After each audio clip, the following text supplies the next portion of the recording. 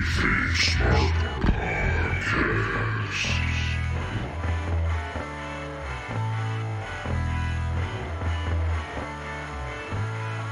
Welcome to the KayFabe Smark Podcast with Eric Todd and Brian Rampa, your Smart Mark source for news and opinions on the world of professional wrestling.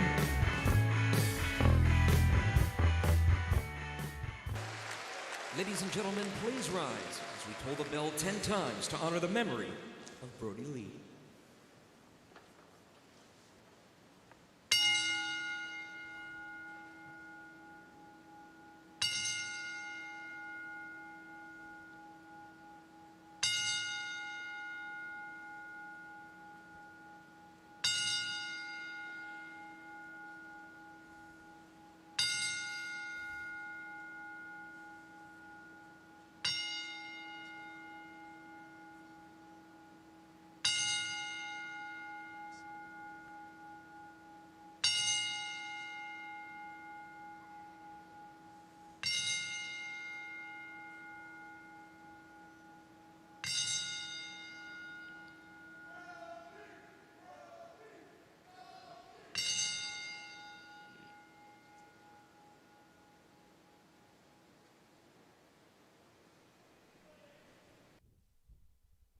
All right, ladies and gentlemen, it is the KayFabe Smark Podcast. This is episode 32. We're recording this on December 31st. This entrepreneur Don't brand mind me logo as is I've done got a by little top error friend. going there. It is December 31st. And we are recording this on New Year's Eve. We're coming at you hot. And we're going to get started with this and break down the AEW show, the Brodie Lee Remembrance show there. So let's go ahead and get started. Eric, what is going on in your world? Oh, you know, Brian, it is New Year's Eve. I'm relaxing, little crown and diet going on, just hanging out with the kids. We're going to get some pizza later after we record this and watch the ball drop. If you make it till midnight? I think I can make it. But I was looking online. Times Square is empty right now, so this is just going to be interesting to see. Well, evidently all of New York is empty, so everybody's out of New York. But this is a different show. Last night was a different show, so our podcast will be a little bit of a different show. We didn't come at you with the energy we tried and started off with the hey, kicking it off. Eric, what you got going on? It was a sad moment. We're remembering Brodie Lee. So this was the show in honor The of his celebration of life. Celebration of life.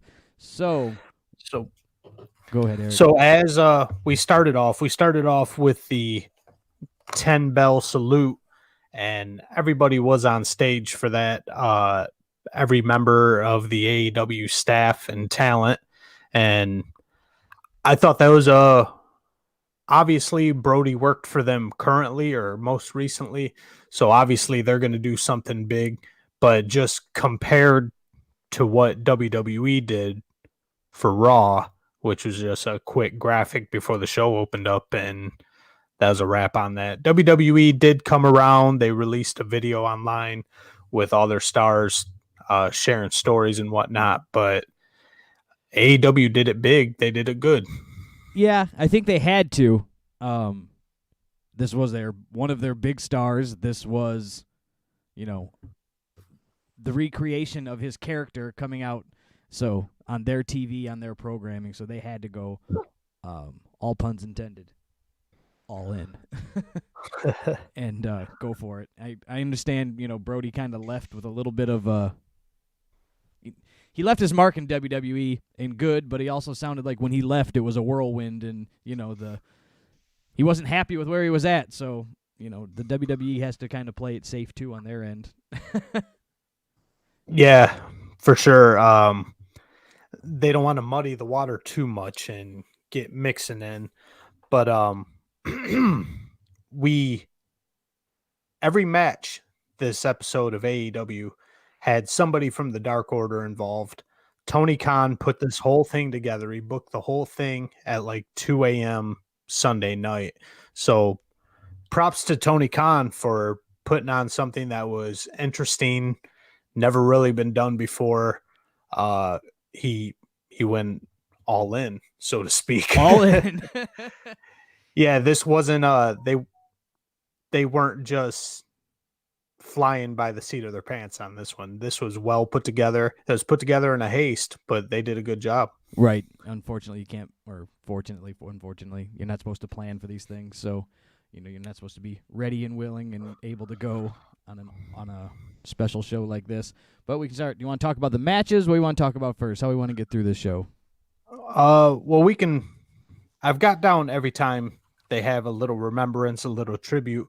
Moxley starts out, and the focus seems to be on Brodie Lee being a family man and being one of the nicest people anyone will meet.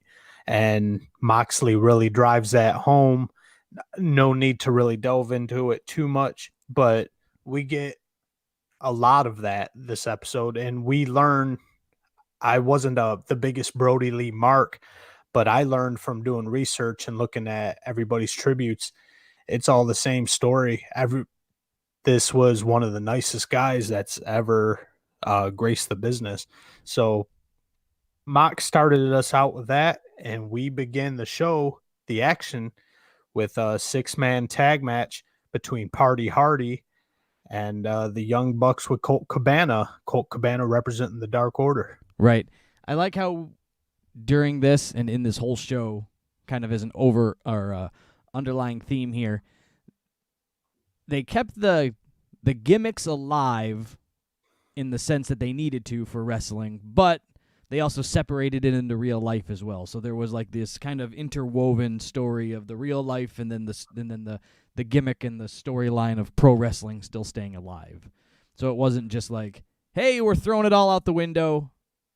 You know what I'm saying? Where anything that we've worked towards, we're throwing it all out the window. We're just going to do this whole thing, these matches for Brodie Lee. There was still pro wrestling involved. So I thought that was well done.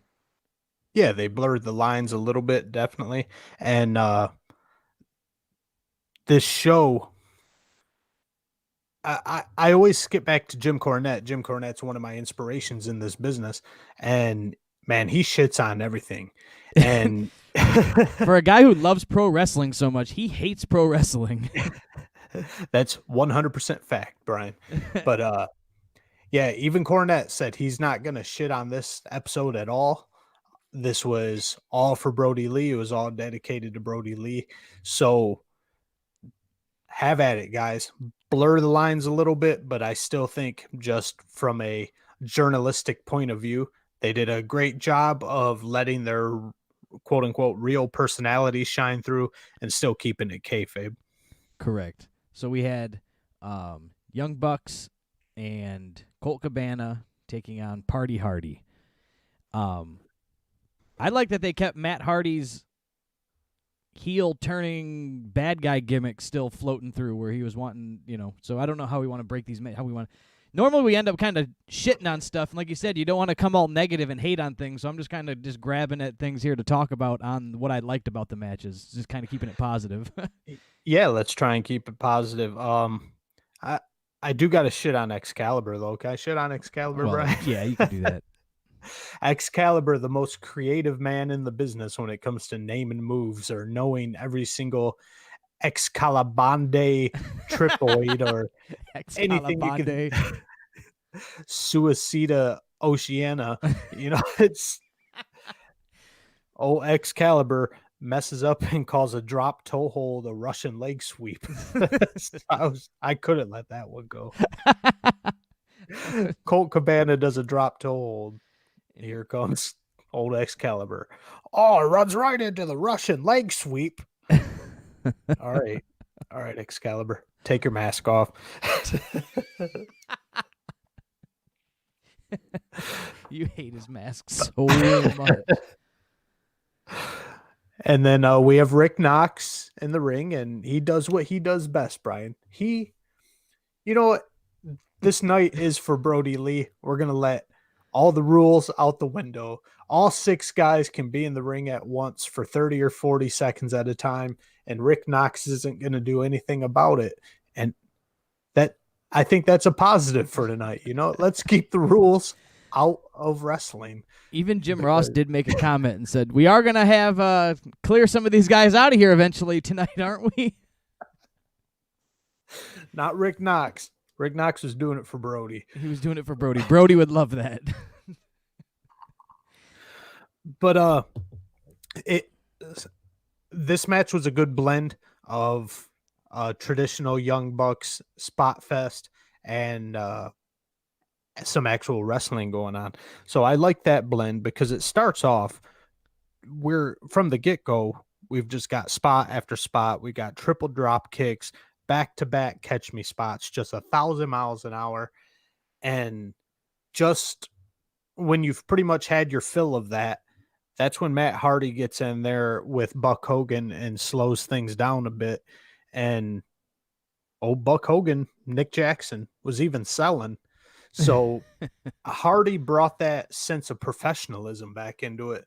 So we kind of got the best of both worlds in this match. I like that we got to see Colt Cabana shine. They kind of Colt was great. They got this. They let him shine. They kind of gave him some more spotlight. I don't know if this will change. Obviously, the Dark Order I don't think is going away by any means because of the loss of Brodie Lee. If anything, it's going to make it stay around longer. But Colt actually had Dark Order gear. He had his singlet was like in the Dark Order colors. So I remember we had spoke about that in times past, shows past, that it was like, is he going to be a part of this Dark Order thing? Is he not? And I think this might kind of put it all, maybe dump it all in, that they're going to run Colt's character that way for a little bit. Yeah, I was curious about that same thing because on one hand, it could just be a tribute to Brodie. He might have just got a singlet made up as a tribute, but in the same sense, every match had a member of the Dark Order in it. So that by default would mean Colt Cabana was a member of the Dark Order.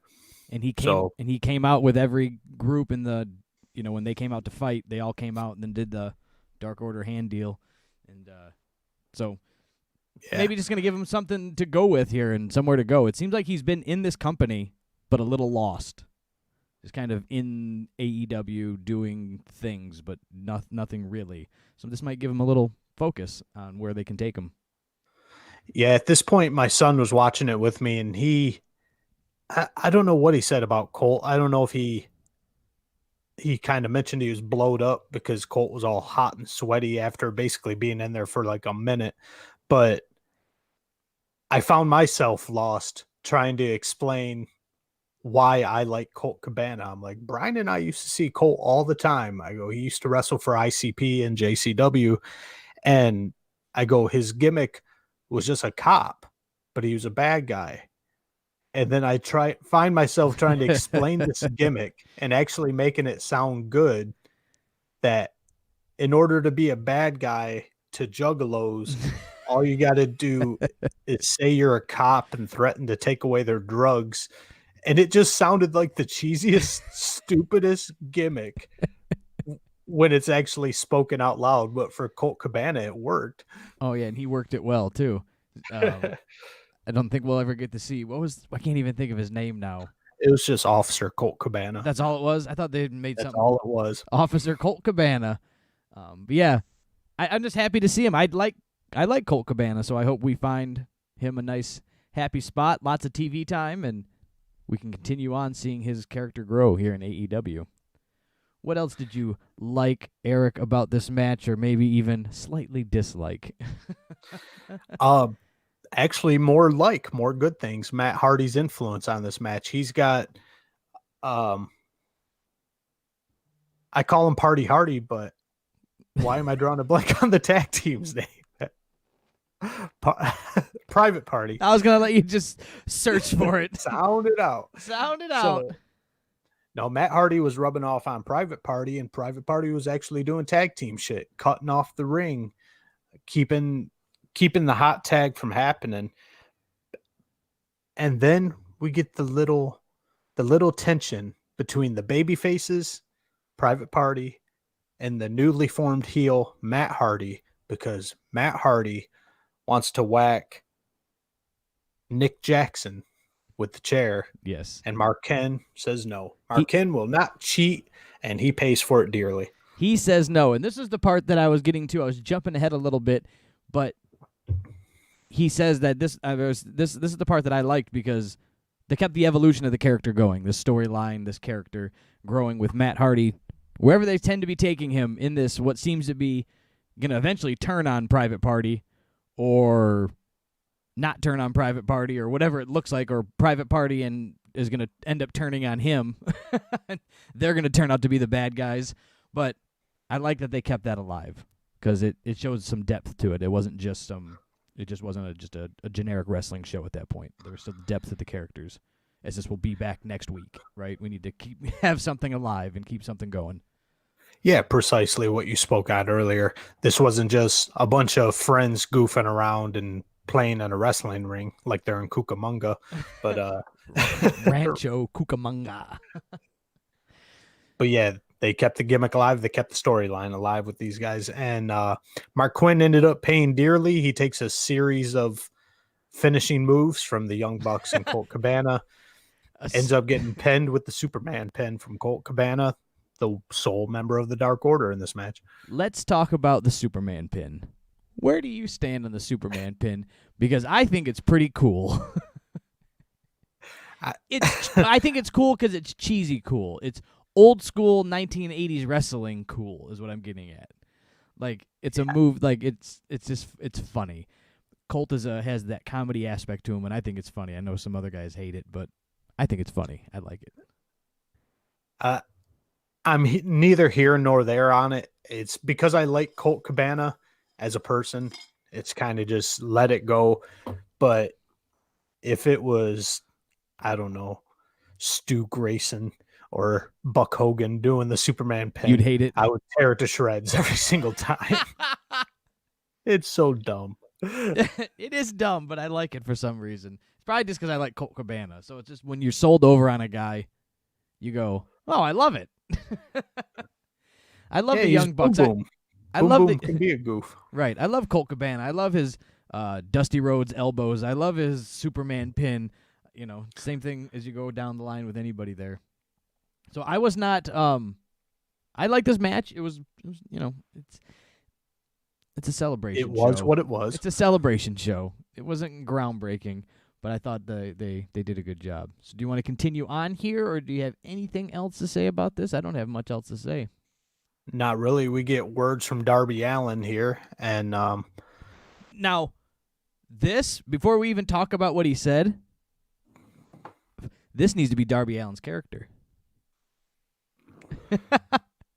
Or just roll with it, Darby. Quit being Sting's little butt buddy. And the person that he was there, it came across so real that you're like, right, that's Darby Allin. Like, you can be I understand pro wrestling, right? It's me turned up to 11. Like, I get the idea of that, but I think he's just turning the wrong parts up to 11. He's trying to be a viral video turned into a wrestler. When I think just Darby Allin as a person has charisma galore, and people would fall in love with Darby Allin as a person. He doesn't need to be Rob Dyrdek fucking Fantasy Factory every single match, you know? Yeah, I think he's going to turn himself, if he's not careful, he's going to turn himself into a living meme and just be the butt of the joke. You know, he's going to be a Karen, if you will. So now anytime somebody's sad and sits with their, you're going to, pulling a Darby. You're gonna or you're going to have to be the Darby. Bad Darby. Or you're going to have the Darby spot, right? Well, I got to have the Darby spot in a match. You know, it was New Jack. New Jack got to jump off of stuff every match. Every match, you got to get higher and crazier and higher, and he's got to staple things to your face. Darby's going to take these things to that level. He could just sit down and be this guy that he was in this little interview. Evidently just Darby Allin. Man, it was money. Yeah. I was a little thrown off by seeing him not with his face painted. Yeah, I don't think it needs to be painted all the time either.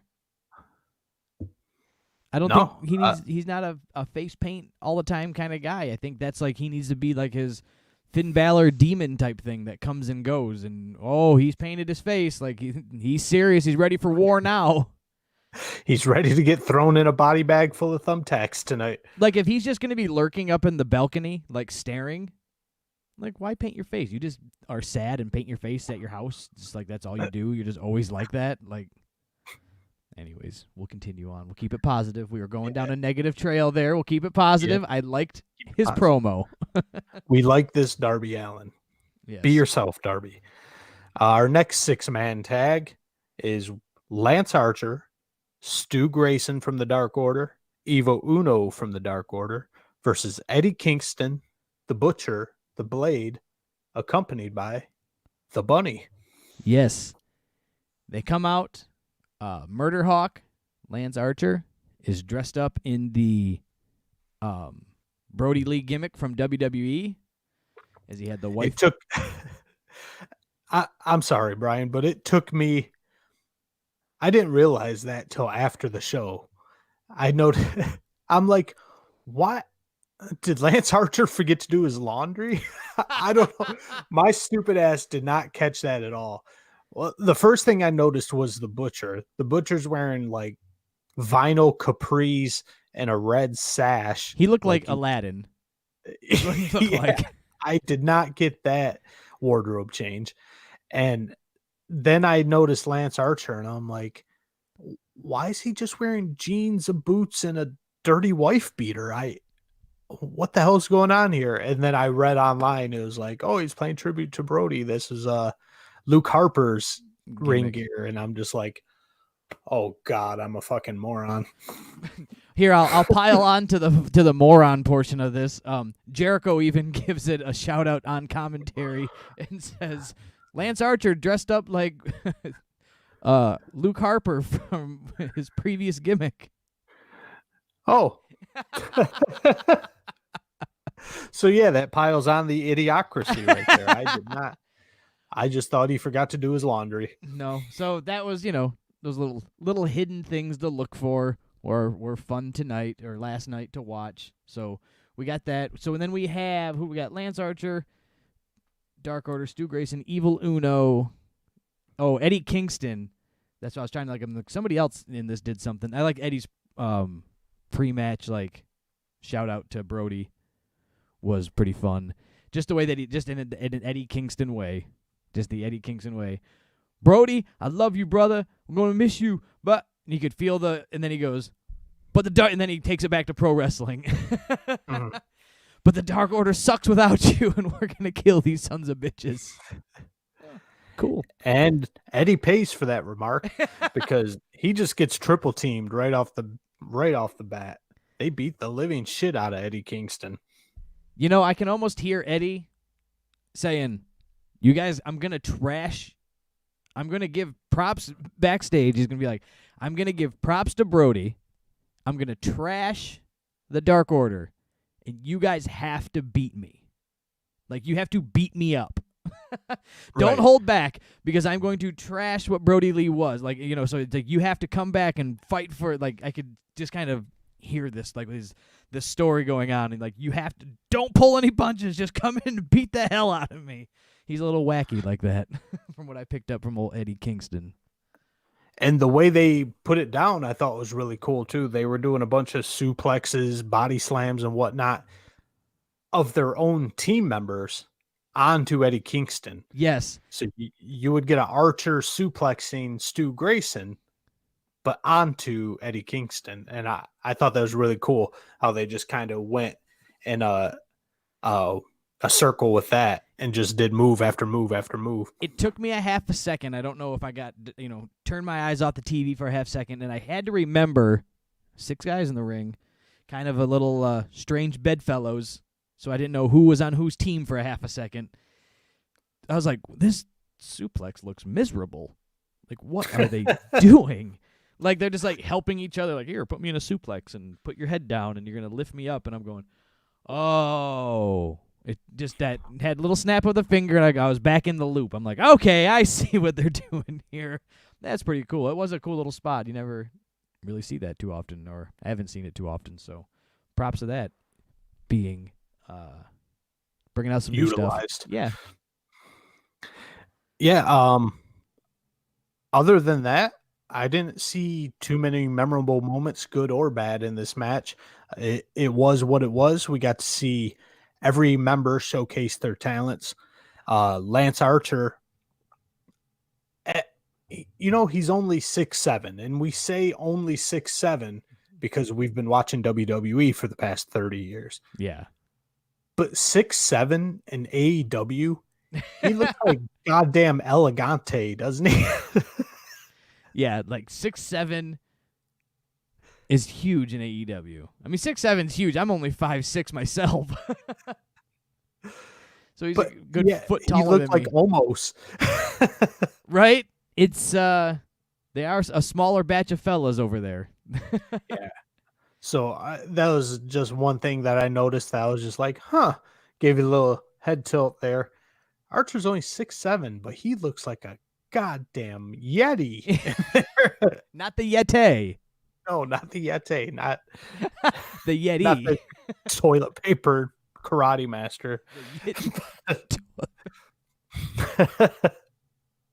But Uno ends up getting the pin on this one, with the fatality.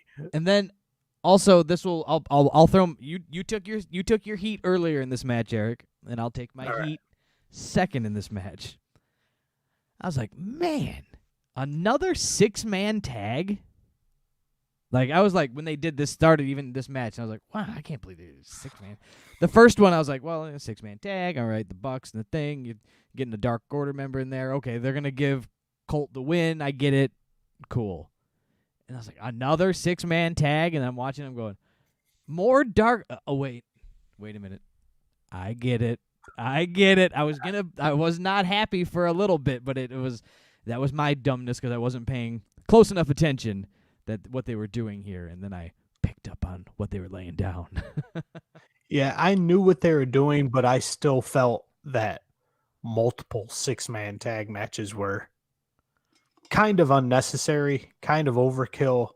But then I realized, almost in the same sense you did, everybody wants to be involved in this show. Everybody wants to wrestle and pay tribute to Brodie. Yeah. They can't do a 10-man tag or something like that. It's just going to get lost. Nobody's going to know what's happening with 10 guys in there. They could have just had like I don't know what they could have done. I think they did the best thing they could have done, to be honest with you, after in retrospect looking back on it. Yeah, for sure. And after Uno gets the pin, we go right back to triple teaming Eddie Kingston, and our boy Jake Roberts gets involved. He does his first wrestling move in God knows how many years.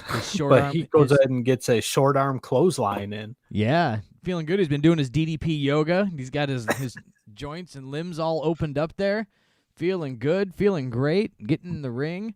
And, yeah, maybe we'll see a comeback from old Jake. Please don't. Please don't.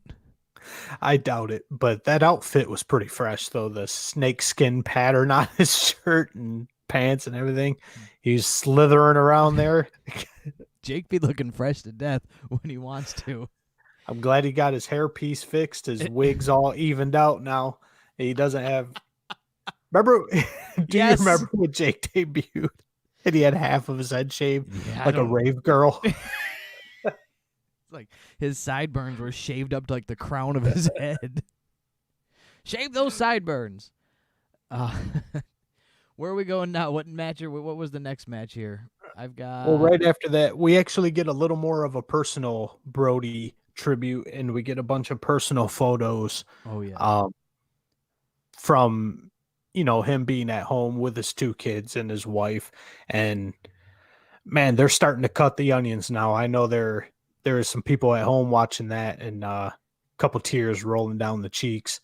But yeah, just really delving into John Huber, Brodie Lee's personal life, and showing, we heard what a family man he was. We heard what a good dad he was, but these photos really drove that point home. Yeah, they didn't mess around. It hits home. I looked at it, I got a 6 and a 5-year-old daughters. He had boys or whatever, but man, you just put yourself in that position, and you go, "Oof, his kids aren't, much older than mine or whatever," and that same thing, and you start to think about your own mortality, and you think about their family and their pain and what your family's pain would be in, and all that stuff hits too goddamn close to home. I don't like it. Yeah, for sure.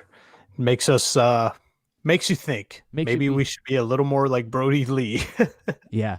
Just hearing the stories too about how he would leave after they would do the post show, tape AEW Dark and all this stuff and he would just stay, be a part of it, and then as soon as it was over, right there on a plane, 2 a.m, whatever it happened to be, zipping off home so he could be there in the morning for his kids. It was like, man, his family was his family, and this was his job. Yep. And that's exactly how they break it down. And I think that's the best way to keep it. A lot of people catch shit for that, for putting their family ahead of their job. And I think that's the way everyone should be. Oh, 100%. Next match. And, moving on, we get our third 6-man tag of the night. We get Adam Page with John Silver and Alex Reynolds of the Dark Order versus MJF, Santana, and Ortiz. And MJF was looking fresh, wasn't he? He was choloed out. Yeah, he had the flag on the back of his trunks there and going strong. Now here I'm on I don't know what website I'm on here. I just pulled up the breakdown of the AEW show, but they have Hangman Adam Page and the Beaver Boys. Is that what they were called this time?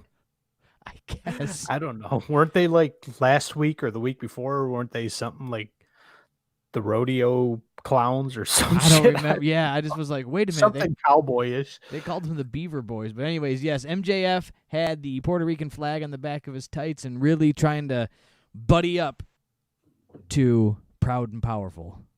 Yeah, and he's wearing a bandana across his head, which said Proud and Powerful, to drive the point home a little bit.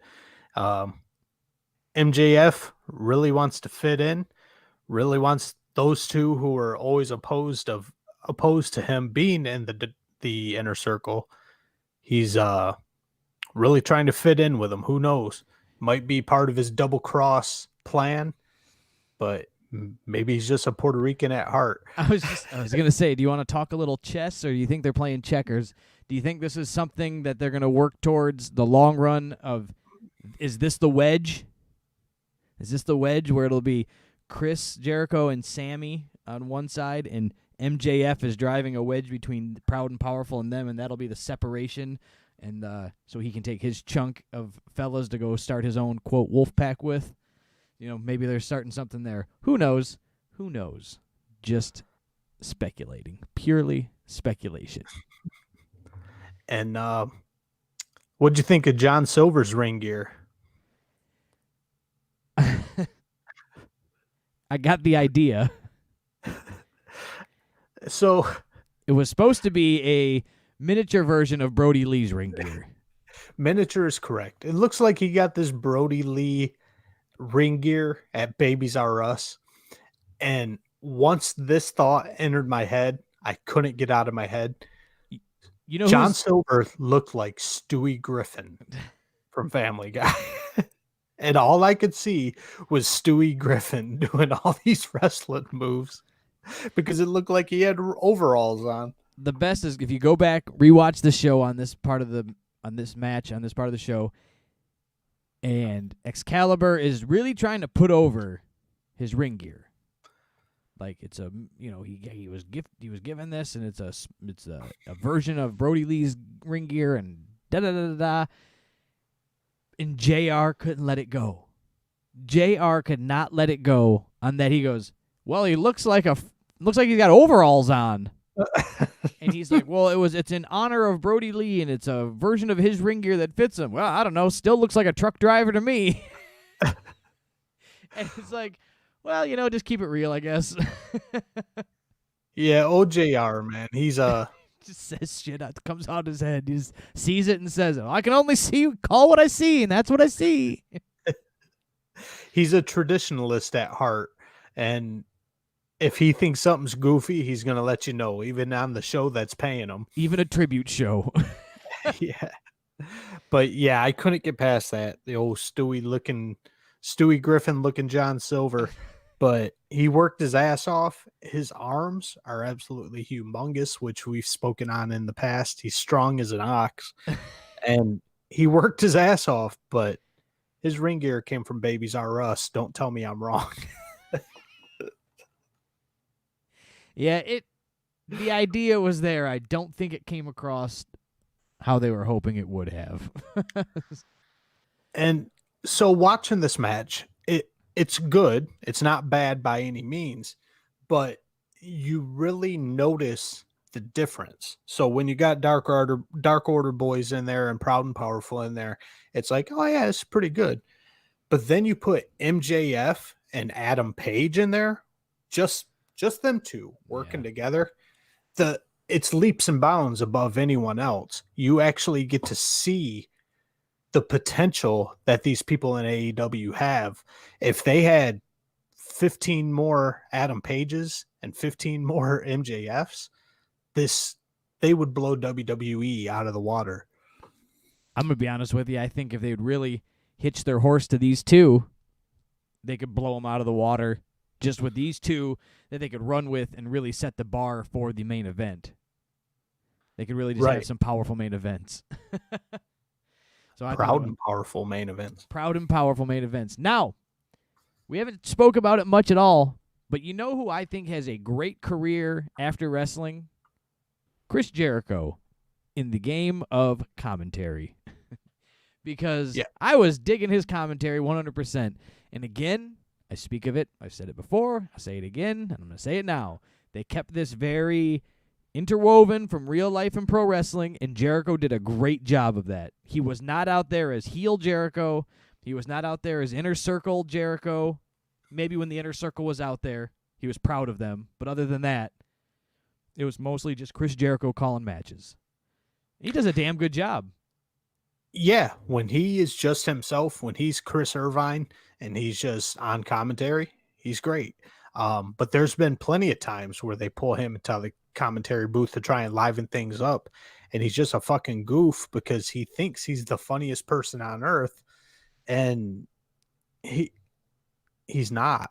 I mean, he's a 50-year-old Canadian man. So I think he has his moments of being very funny, but he has his moments by far, but when he is trying his hardest to be hilarious, it's not there. But tonight or last night, he murdered it. He killed. He did 100%. I was all in, and I was like, man, he could do this post wrestling. Just go into a commentator role, be pretty sweet. Jericho on commentary and hearing him make up new names for people. You know, he's still calling Tony Schiavone Skiavone, and it's almost 2021, and he's still just in commentary, just live right there. Hey, Skiavone, what do you think of that move? Yeah, influential by all means, because I think I'll call Tony Schiavone Skiavone for as long as I can talk about him. Yes. As long as he's doing something. Oh, 100%. All right, where do you want to go in this match? Obviously, there's something, a little bit later, the big news, but do we want to talk about anything before we get down to the ends of this? No, the next thing on my notes, the next thing worth talking about would be Wardlow coming down. Wardlow comes down to wreak a little havoc, and he does so with the most hideous clothesline I've ever seen on Alex Reynolds. But he pays for that dearly very soon. What happens after that hideous clothesline, Brian? We have big, I'm not sure what he's going by these days, but big Eric Rowan comes crashing the ring and crashing the stage. Eric Redbeard. Eric Redbeard. We'll stick with Eric Rowan. Yeah. I think even Jericho yelled it out. His official indie name is Eric Redbeard, but Jericho could not stop calling him Rowan, and I can't remember if it was JR, Excalibur, or Skiavone who kept correcting him and saying Redbeard. But hopefully Vince doesn't get his panties too much in a bunch and sue AEW over that one. Yeah, that would be pretty bad if he got into that. I hope maybe this gives him a career. I mean, maybe he can. Maybe AEW pick him up. He must. So I didn't do any research on it. I looked into what he's been doing after his release from WWE, just bouncing around the indies and doing his thing. So maybe this can be a little break for him. I was thinking the same thing, and just my initial thought, which wasn't obviously thinking too deep into it, but who would be better to take over Brodie Lee's role as the Exalted One in the Dark Order would be Eric Rowan. But unfortunately, from what I dug up, this was just, at this time, a one-time deal, a one-time gig, one-time appearance. Just as a fan, but not just a fan like the fans that we are, we do a podcast about wrestling. We don't just like wrestling. We love wrestling. So it just makes you wonder how the business kind of works, right? Like when you're you're going, well, Eric Rowan was a great performer, and you took in Brodie Lee. They were tag team, and they were a pretty cool tag team as the Bludgeon Brothers. The gimmick itself was a little cheese, but just those two working together was money. What they did with the Wyatt family was great. And you're going, he's a big giant guy. AEW could use some big fellas, as we just spoke about, with Lance Archer being, a monster at 6'7". So you're wondering, well, what makes it just a one-time thing? But, I guess dollars and cents, and maybe it's Eric. Maybe Eric doesn't want to be a part of it. Maybe he wants to pick and choose. Yeah, which still leaves me kind of confused, because AEW gives you pretty much all the freedom that a contract could give you, to have somebody under contract and say, you can still work in Impact, you can still go down to Mexico, you can still work in MLW, in Japan, you can still work indies. For Marco Stunt's sake, you can go work some weird sex worker wrestling show and blow a dildo. Like, no other wrestling company on earth will put you under contract and let you do those kind of things. So that leaves me in a state of confusion of, why wouldn't Eric Rowan sign? Or why wouldn't Tony Khan want Eric Rowan? Maybe he doesn't have any personality. I don't know. Yeah, I don't know. But anyways, I was thinking the same thing. I'm going, well, maybe this would be a terrible loss and a big break. Why not? If you're gonna end up capitalizing off of a tragedy, at least it's your friends. Your friend. There would be nobody better to step into Brodie Lee's shoes than Eric Rowan. I can't think of anybody. Or even as an opposite in a storyline, to have him step in and oppose the Dark Order. You turn, I don't know, even that, just anything. I don't know. I think there's a lot of options there, but what do I know? What do I know? We shall continue on, but that was it. Then, it was a big celebration in the ring with the Beaver Boys and Paige getting the pinfall. We get MJF. Man, he commits to his character, doesn't he? He commits to his gimmick. Oh, I forgot about this. Yeah. Let's go back a little bit. I'm sorry. So let's rewind a little bit. Rewind. MJF hops down there, and he's talking shit to Brodie Jr. Yeah, Brodie Lee's 8-year-old son. -1. Yes, -1 or -1, whatever they want to call him. But later on, after this match, he even tweets out, "Fuck that kid," and I quote, "Fuck that kid." He is 100% heel to the end, but I'm sure they explained it to the little kid before they went out there.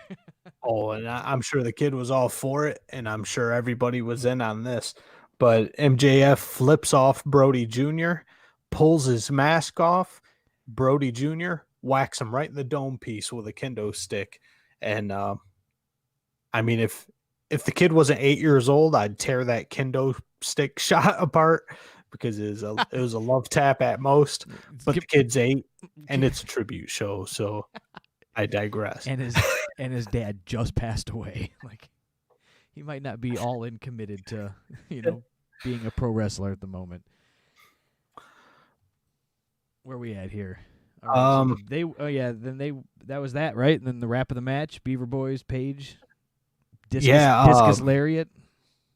Yeah, the discus lariat is our last move from Stewie Griffin himself. And 1, 2, 3, that's a wrap on this one. Eric Rowan comes back to the ring after this. Initially, he had chased Wardlow off after Wardlow's hideous clothesline. But Eric Rowan comes back with a sign, holding up the sign in the ring that says, goodbye for now, my brother. See you down the road. And Rowan was bawling his eyes out.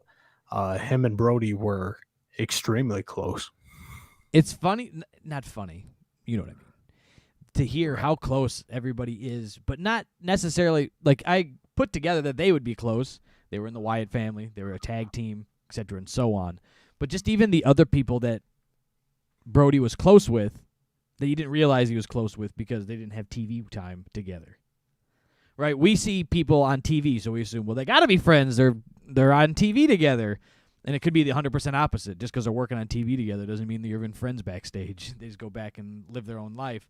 But here, like Eddie Kingston talking, or just and John Moxley, you never see those guys work together, really. Jericho, I think Brodie and Jericho worked just a handful of times, but Jericho was instrumental in bringing Brodie over to AEW. Yeah, he even had that comment in his thing that said, when Brodie came to his house, his little dog that doesn't like people just came over and sniffed Brodie and sniffed his hand and let him pet him, and there you go. He just knew a good guy when he could see one.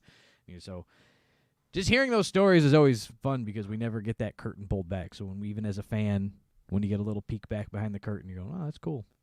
Little family. You can respect the business. And next, this is where Eddie Kingston speaks, and we already kind of covered that. Eddie talks about his lack of confidence at one point in his career, and the man who brought him back from that dark spot in his career would be Brodie Lee, and gave him the pep talk he needed and brought Eddie Kingston up.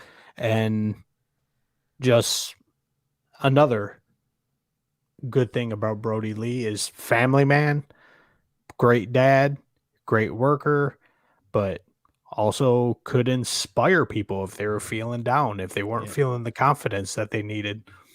He was everywhere and everywhere, anywhere. Evidently, he was just everywhere he needed to be and could give you that talk. I'm curious to know how he would give a talk, though. I envision we're being a bitch, like you gonna do this? You want to do it? It's hard. What are you gonna do? Come on, get it. You know what I'm saying? Just kind of being, but he might have even been more soft spoken and just been like, "What's wrong, Eddie? Let's talk about this." And seeing a guy like Edward. Sit down, Edward. Seeing a guy like Eddie Kingston too, kind of, I don't want to necessarily say fighting back tears, but fighting back emotion, and you could just kind of feel it, kind of like a little bite of his lip and just the look in his eyes. This was 100%, no gimmicks needed. This was just speaking from the heart, and that, says something. Yeah, for sure. And so after Eddie Kingston is done speaking, we get our girls' match of the night. We get Britt Baker and Penelope Ford versus Anna Jay and Tay Conte. Anna Jay, of course, being number 99 for the Dark Order. 99. Yes. Which Jericho puts his own spin on that. It says Brodie named her after Wayne Gretzky. Brodie said he named her after Wayne Gretzky, and JR said, I thought it was after Agent 99 from... I forget what it was from now. I remember what it's from. I wanted to say Get Smart, but something like that. But nonetheless, some wacky old TV show that JR said. But yes, in that Jericho way, he's like, named her after the greatest of all time, Wayne Gretzky. Brodie loved hockey, which they all did agree Brodie loved hockey. He may have, but what the hell Wayne Gretzky has to do with Anna Jay or the Dark Order? God knows. God knows. Jericho just winging it. There was a silent moment and he yelled something. But now we all know women's matches are usually when at least me, go take a pee and go fix myself a drink and maybe go cook a Thanksgiving turkey or something, so anything to kill the time in this match. But Brian, I think we saw more wrestling moves in this girls match than we saw all night. Britt Baker and Anna Jay, Tay Conte, and not so much Penelope Ford, but those three put on an absolute clinic of wrestling moves.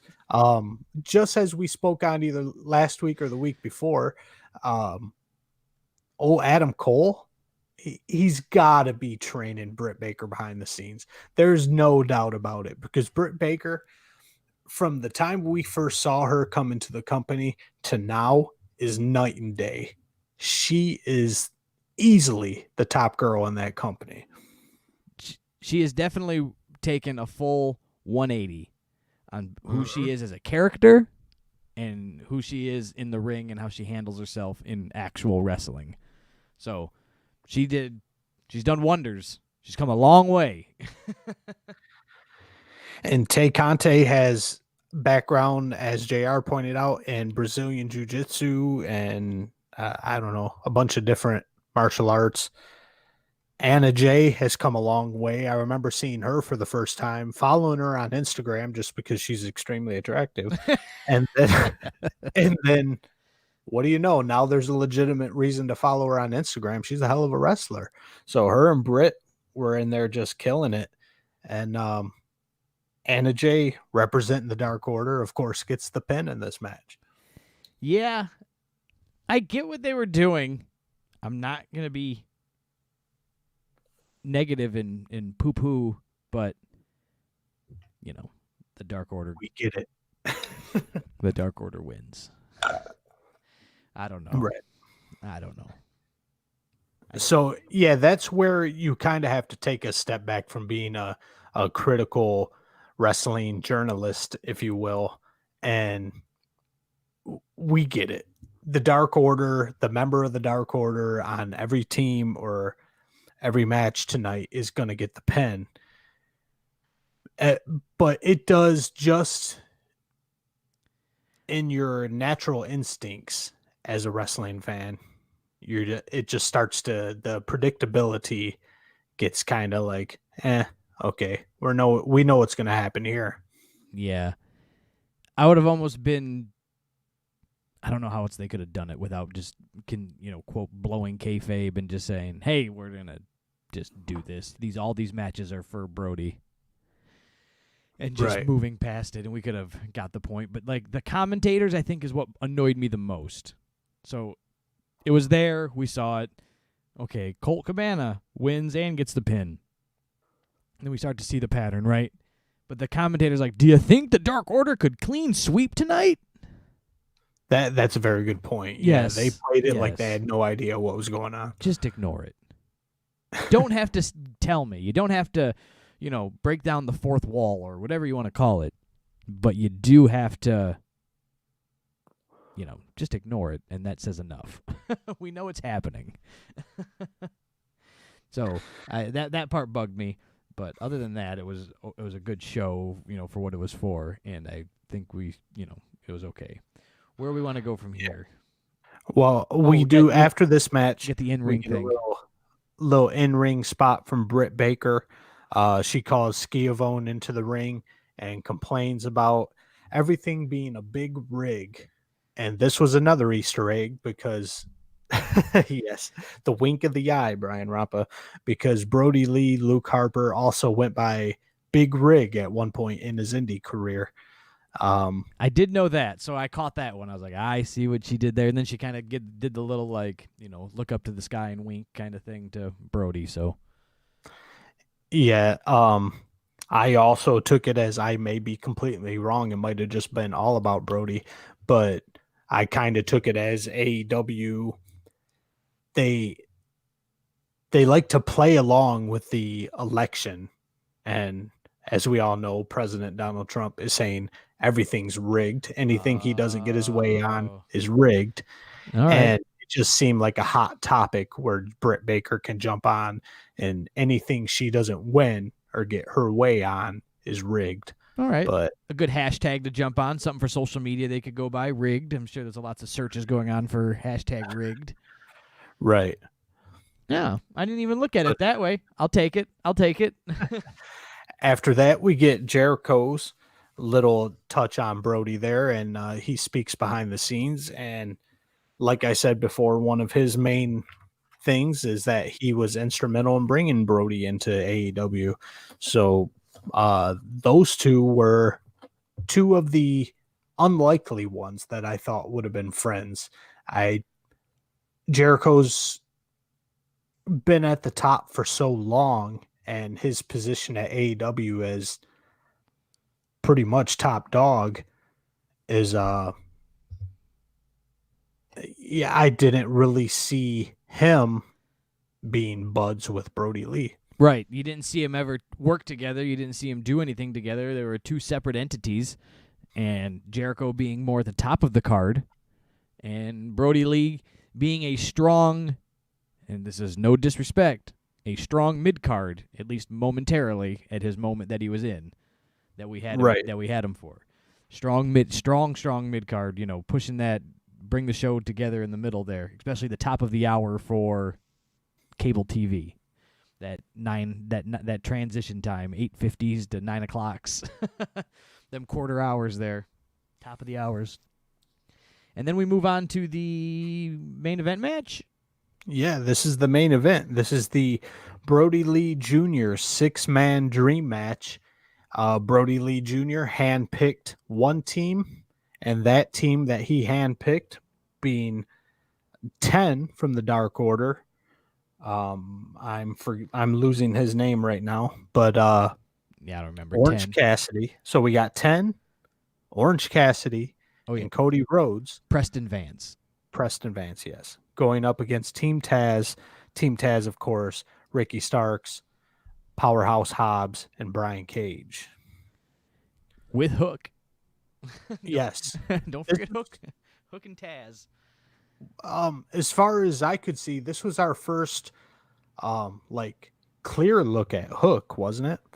He hasn't really done anything before or really been in the spotlight. He's just kind of there. Yeah, just been a guy, if you will, in the background. But I think we're starting to see more and more of him, and Taz is going to push him as far as he can, obviously. It was weird. Like, I get it. It was this, the kid put the match together, and that was the whole idea behind it. But with the last storyline we see of Brodie Lee was against Cody Rhodes, right? He got murdered. Brodie murdered Cody, and then Cody came back. They had their dog collar match, and he wins. And and then they beat the hell out of the American Nightmare family on the stage, the whole Dark Order, and broke the belt and all that jazz they did to him. For this, and then for him, the team with a Dark Order member, you really just had to let go of everything, right? And just go, well, just let it go. It's for fun. Brian, it's almost as if this match was booked by an 8-year-old. Almost. Yeah, that's what it looks like. It's very similar to Tony Khan's booking sometimes. Took the words right out of my mouth, sir. But we do get some good wrestling out of this. Ricky Starks is the up-and-comer right now. And you can rewind the episodes. You can go back a few. And I pointed out I already know where you're going. I already know. That Ricky Starks was heavily influenced by Dwayne "The Rock" Johnson. And that word for word comes out of Jericho's mouth. Yeah, Jericho's mouth. Jericho says to JR, doesn't Ricky Starks remind you of a young Dwayne Johnson, JR? And he goes, yes, he does. Yeah, now I don't think I was actually discovering Dynamite at that point, but because it's pretty plain to see, but it was just a yes moment for me. That is like, hey, I called that a long time ago. We are not alone. Yeah. Even the way that he dresses for me. Like you go back and watch some of that Rock when he was becoming the Rock. Rayon shirts. that transition from Rocky Johnson, Rocky Maivia to the Rock, and the way that he was dressing. Yeah, 100%. And since we're trying to keep a positive spin on things, Brian, Orange Cassidy does get in the ring and with Powerhouse Hobbs, and they wrestled. That's all. We're just gonna leave it there. That's all I can say positive about the Orange Cassidy.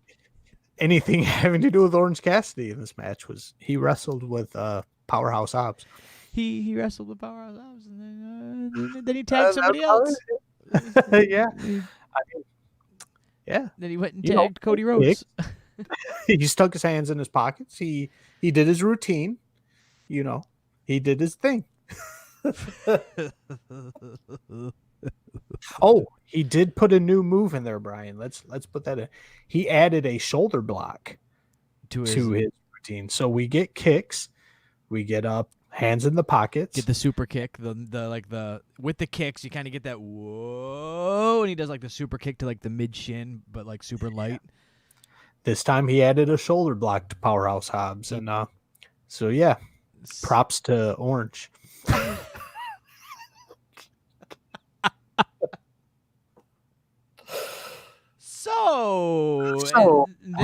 And then where are we at? So, at that point, Team Taz, after we get through our Orange Cassidy comedy spot there, Team Taz takes turns just absolutely manhandling them, which, I couldn't be giddier about. I thought that was fantastic.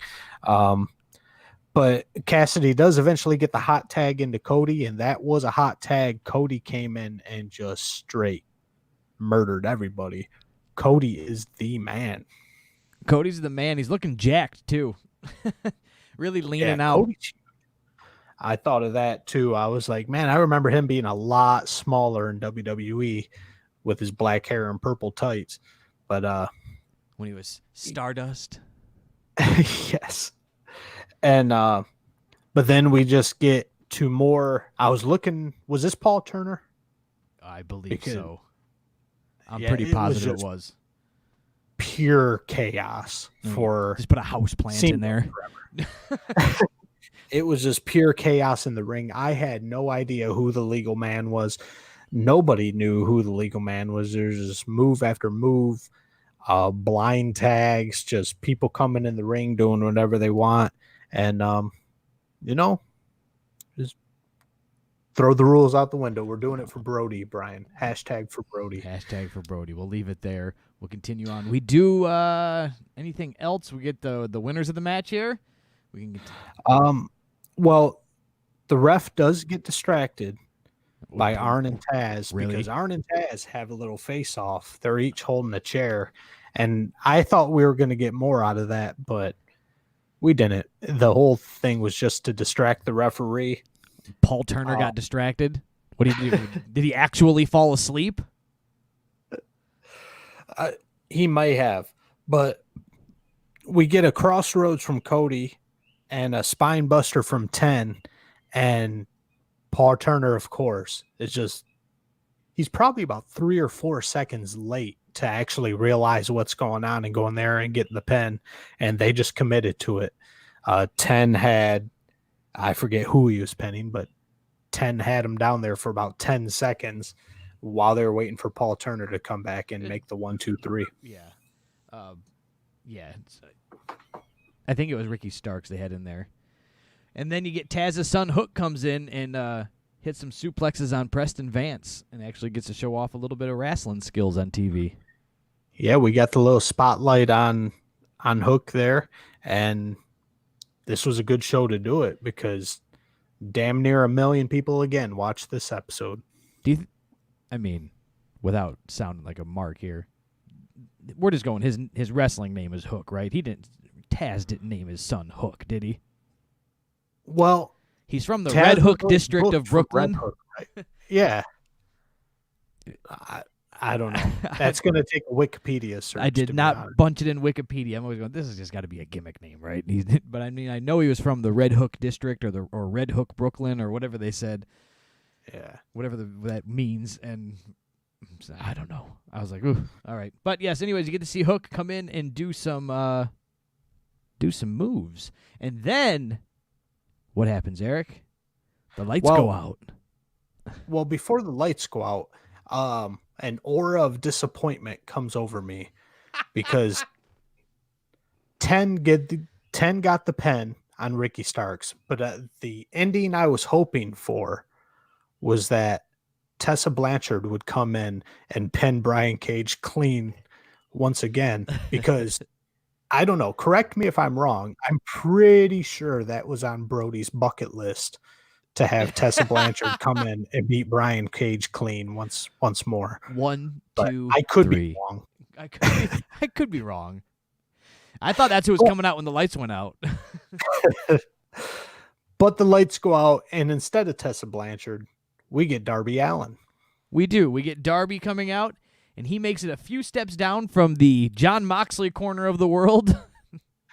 Yes. He came from a parking lot in East Pakistan. and and the lights go out again. And was that his grandpa that joined him? And then it started snowing. Started snowing in Florida. Okay. Couple things on this snowing thing. Keep it positive, Rampa. Oh, I'm keeping it positive. I get that when Sting debuted, it was Winter is Coming. And it had a name. It was a special show. So then they had the snow come off and the da-da-da-da. But I still can't put together what Sting and snow have to do with each other. And then, I don't know who was working the camera shots, but they kept cutting to a shot of the snow machine blowing the snow. The quote, I use the term loosely, the snow, as it's blowing it. Now, being a mobile DJ for about almost 20 years of my life, that is just no more than soapy bubbles blowing in the air. That's all it is. It is like a fog machine with a sock on the end, and you put bubble juice in it, and it goes through this cloth sock, and that's what, instead of blowing bubbles, it makes the foam, and then it just blows away. So it just makes this foamy bubble, and the look of the idiots on the stage being Team Taz when the snow was falling on them because they just couldn't figure out how Sting makes it snow made me want to turn the TV off. But anyways, that's all I got to say negative about that. We will continue on. Yeah, on a positive note, I think it comes because Sting is a snowbird. Sting is a senior citizen now. And during the winter months, Brian, he travels south and he resides in Florida. Is that why you signed with AEW? Yes. So that he can play shuffleboard on the weekends and still play T-ball with Darby Allin on Wednesday nights. So in August, he's out of there. Hooty-hoo. He's got to hit the gates. He's going to go up and sign a Legends contract with WWE in August. Every 6 months he rotates. Oh. You can quote me on that. We'll go back and we'll listen to this episode next year. Oh. I haven't laughed in the summer months, he'll be with WWE, and in the winter, he'll be in Jacksonville. I haven't laughed like that in a while. Woo! All right, so yeah, these two numbnuts come down to the ring, and we get them coming in back to back with the whatever they want to call themselves, Cody Rhodes and everybody in the ring, and they chase off Team Taz and the Dark Order and everybody else. Yeah. And I'm just waiting. It's got to happen eventually. Sting's got to do something with the baseball bat eventually, because it's just, I know it's only been 3 weeks, but it's week after week he carries around the baseball bat and he's never even had to lift it. Just people just dissipate. They just scatter like roaches at the sight of this old man carrying a baseball bat. Well, because they all grew up watching him as the Crow Sting in WCW, beating the shit out of people with it. They're all scared and said, whoa, he wasn't scared to swing that on Hulk Hogan in 1997. He'll definitely hit me with it in 2020. I don't know how anybody like Powerhouse Hobbs, I'm pretty sure he could just take that bat out of Sting's hands and shove it right up his ass if he wanted to. Hobbs and Cage, you're telling me those two morons couldn't go beat up Sting with a bat? I don't know. Brian Cage did lose to a 130-pound girl in Impact, so Clean. let's not bring him into the mix of beating up an old man. We don't have anything on Powerhouse Hobbs yet. No, not yet. But anyway, that match was a wrap, and we've got about 15 minutes. And then they just went to commercial. Yeah. We got about 15 minutes left on my DVR, and I was just like, holy smokes, they are going to do a hell of a tribute to Brodie Lee, because JR did announce as they went into the commercial break, stay tuned, folks, for our final tribute to Brodie Lee or whatever. And man, this thing was a tearjerker, wasn't it? Yeah, this was when it got really real, and it was just sad. That's all you can say. We've had fun tonight, but this was sad. Yeah, so Brodie Jr. and Brodie's wife Amanda come down to the ring. Amanda's carrying Brodie Lee's wrestling boots, and they're placed in the middle of the ring with the spotlight on them. And Cody put the do-rag on him too. Yeah, Cody put the bandana over the boots. And this is where we get Tony Khan. They are retiring the current design of the TNT belt. Tony Khan announces, with no offense to Cody, that Brodie Lee was the best TNT champion of all time, and Brodie Jr. is the all-time TNT champion and is presented with the belt. Yes, that was a pretty cool gesture. That was the belt that his dad held, and everything that went through with it. And let's face it, it wasn't the pop of that TNT belt, with it not being ready when it debuted. It was kind of a dud, so they could use this time to rebuild the TNT belt. Now the internet, evidently, as I was reading on the old gram of Insta today, took to the internet, and everybody was like, they're retiring the TNT belt, and Darby Allin's not the champion anymore. So I guess they, in the post-show, during when they were taping Dark, I would assume, it was reported that Tony Schiavone stated several times that Darby Allin is still the TNT champion.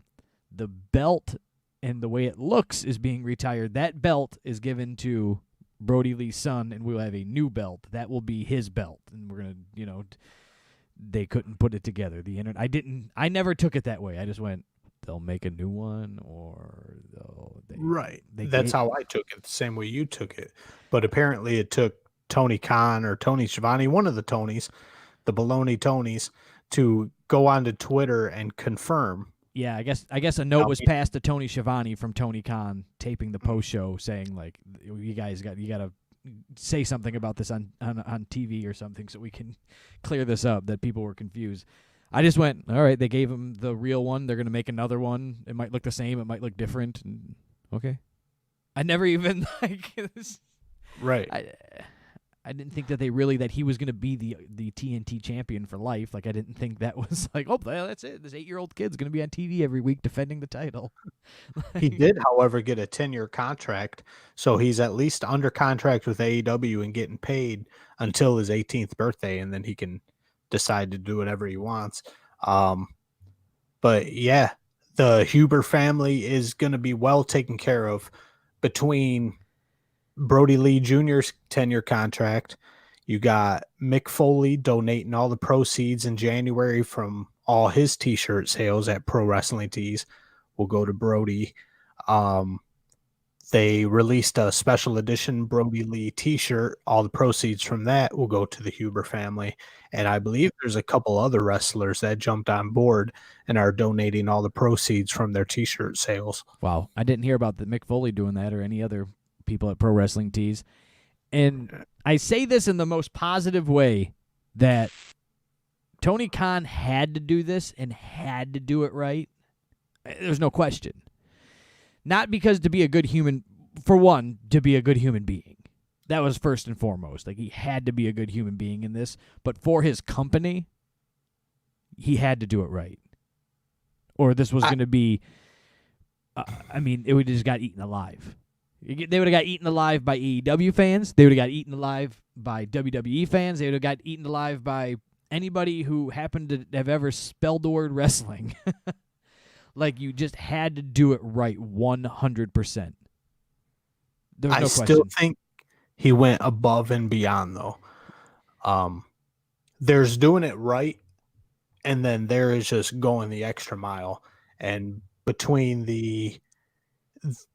just donating T-shirt sales would have been plenty, would have been enough. He would have been looked at as a generous guy, but the whole thing putting Brodie Lee Jr. under contract and paying him, the video package that we see here in a moment, Tony Khan actually bought the rights to the song Old 55 by Tom Waits so that video would never be taken down. Tony Khan owns the music. So that tribute will live on forever, theoretically, because that's just how far he took it. He even bought the goddamn music. I didn't see that either. That was news to me right here. So just beside, like you said, though, he did way more than doing it right, but he had to do it right. I mean, it would have just, as a business standpoint, it would have just eaten him alive. It would have been bad. And then it's not a big deal, but they do the slideshow or the little tribute, with all the pictures and stuff. What did you think about them even, like, not really holding back, and they had the pictures, of WWE guys in their tribute show, in the tribute at the end with all those pictures? I thought that was just to say that, like, it existed. WWE's been always so famous for, like, their career never existed until they got there.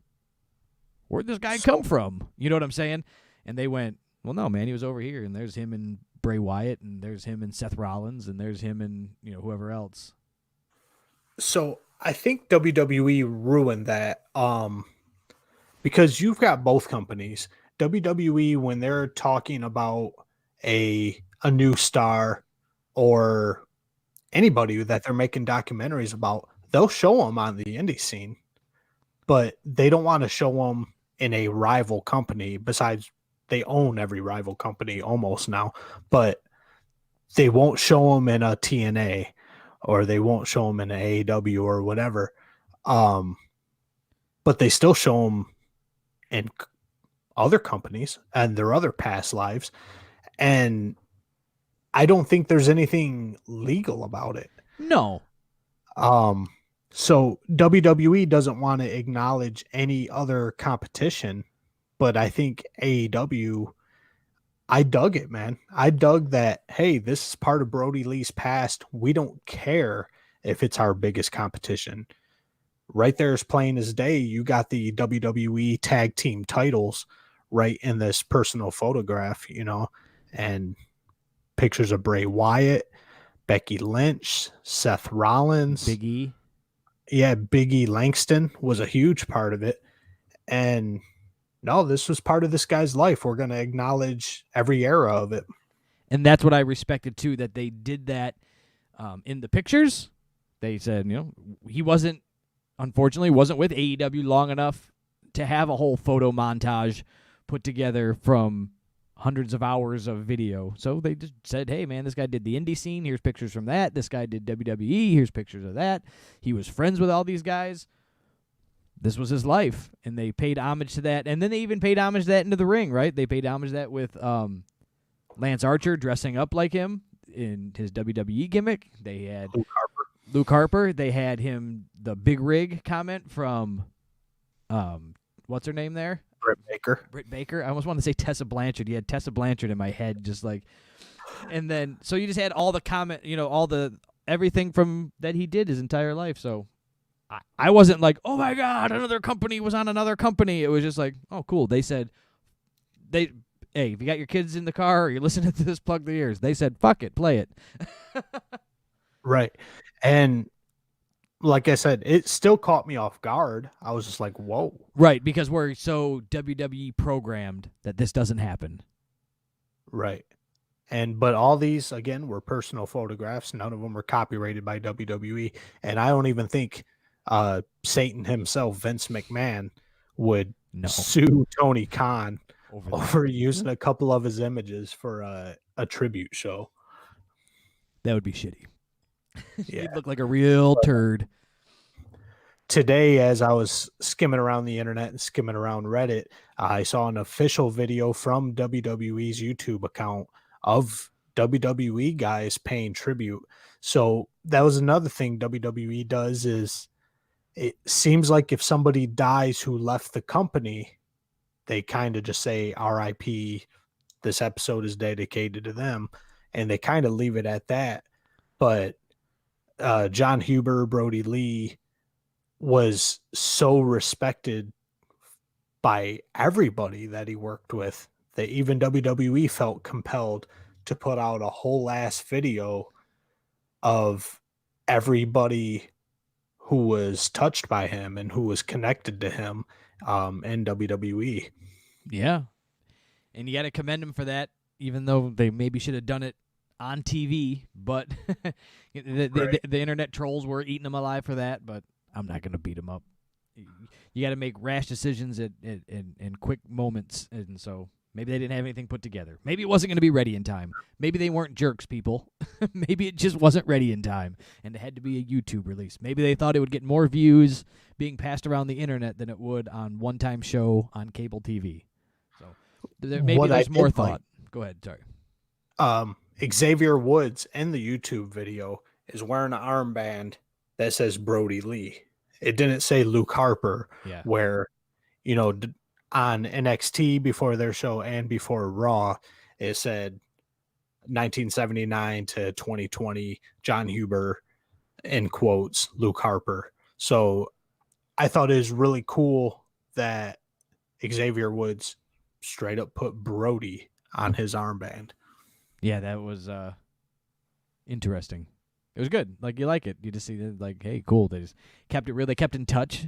You know, I'm assuming by calling it Brodie, they were like, oh, well, he's over here in this company, and they watch it on Wednesdays and said, look what Brodie's doing. Changed the name of the phone. He's Brodie now. Think they go by the working name or their real name? The gimmick name? Think it goes by Brodie off, or think they're like, hey, John? Yeah, I don't know. That's such a... Because there's so many people that live their gimmicks, you know.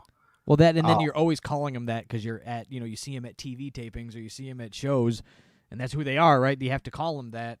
And do they call them that backstage? Are you able to turn that on and off? And when you're out in the curtain to this side of the curtain, what name you call somebody? Just an interesting thought. I've never been a pro wrestler. Well, I know you know this one because I think you're the one who told me at this point. CM Punk at one point hated being called Phil, did he not? Yeah, I don't remember this conversation, but I'm pretty sure I remember reading that around the internet. Oh, Phil, like he wanted to be CM Punk. He was just Punk. Yeah, don't call me Phil. Yeah, what should I call you? Not Phil. We should have called him Phil when we got our picture with him at Pro Wrestling Tees. Think that would have went over? Hey, Phil. Hey, how's it going, Phil? What tossed us a couple potatoes. Well, unfortunately, that about brings the show to a wrap. That was the Brodie Lee tribute show from AEW. Man, you know what? Go back and rewatch. He's got a lot of matches that, you know, a lot of people probably never seen that are now surfacing to the top of the internet because of his loss. So, him and John Moxley and CZW, I saw that pass by my eyes today. All his indie stuff that came through. So, you know, go back and just relive his life and check it out and, you know, just take every day for what it's worth, you know. Right. And what a day or what a way to end 2020. Oh, yeah, man. What a kick in the pants. Yeah. A perfect kick in the balls to end New Year's Eve. We're 2.5 hours away here in Detroit right now. But, yeah, not much more of a fitting way to end the shittiest year of our lifetime. This has been a hell of a year. Hell of a year. And guys, enjoy your new year. We're not stopping. We're going to be back 100% full on in the regular scheduled program of Thursday nights, dropping Fridays. We only got screwed up on Christmas. We're even here on New Year's Eve doing a Thursday night, ready to go for Friday. So we will be here. Make sure you go over to Instagram and get on the KayFabe Smark. Like and follow us over there. YouTube, head on over there. Like and subscribe. Leave a comment. Get involved. Head on over to Facebook, the KayFabe Smark, TikTok for what that's worth these days, and have some fun. Let's talk on the internet. Head on over to anchor.fm/KayFabe Smark. You can send us a voicemail, send us an email, help support the show, and then also Amazon, or for Audible, I'm sorry. You want to go to audibletrial.com/thekayfabesmark and get your free 30-day trial. That's audibletrial.com/thekayfabesmark. Get yourself a free audiobook, 30-day trial, all that fun stuff. They're owned by Amazon, so give me a break, people. Yeah, I'll give you that one. And also, you can head over to Instagram and you can catch me personally on there. Brian tags me in a lot of the posts, so you would be able to see me from the KayFabe Smark. My name on Instagram is all one word. Oh, yeah, it's Eric. And next week, we might shake it up a little bit because January 4th, Monday Night Raw is doing a Legends Night. And there's been, I want to say 21, 22, we use this term loosely, folks, legends. Yeah. Let's just, I'm going to give you two. I'm going to spoil it with what I saw on Image today. Two of those legends were Carlito and the Boogeyman. So we'll go ahead and just say former talent at that. And then to wrap up something that we talked about last show, I don't want to say last week, but last show, remember that Money in the Bank nonsense we were talking about? Like, what the hell was the whole point of this thing? Right. They gave it back to him. They gave it back to The Miz on Monday. Yeah. Because John Morrison cashed it in. He handed it over and said, we want to cash this in. It's being cashed in for a title. So they said, well, since you didn't cash it in, you didn't lose it. And they gave it back to him. So they keep the story alive with the Money in the Bank briefcase. All right, I can dig that. Not terribly, not amazing, but not terrible bullshit. It was kind of right there in the middle. So anyways, I had Raw on while I was doing other stuff, and I caught that as it passed over my earballs. So yeah, that was that. Well, we'll definitely at least touch on Legends Night for Monday Night Raw. If it's as bad as it may be, it might just be a 15-minute segment. Or if it's really bad, it could be the whole show because it might not be able to stop talking about it. We might do a marathon show because Hogan and Flair are going to be there too. So it's and then about 20 other people. So who knows? But either way, stay tuned. You never know what's coming next with the KayFabe Smark. The past 2 weeks, you don't even know what day we're going to post on. But next week, you'll catch us around 8:30, 9 o'clock, 9:15, right around there on Thursday night. Catch us on YouTube Live. And yeah, we'll see you soon. Anything else, Brian, before I take us out? I got nothing else. Just get on over there to all our social media platforms. Eric, what do you got for us? All I got left to say is hooty hoo, we out the gates.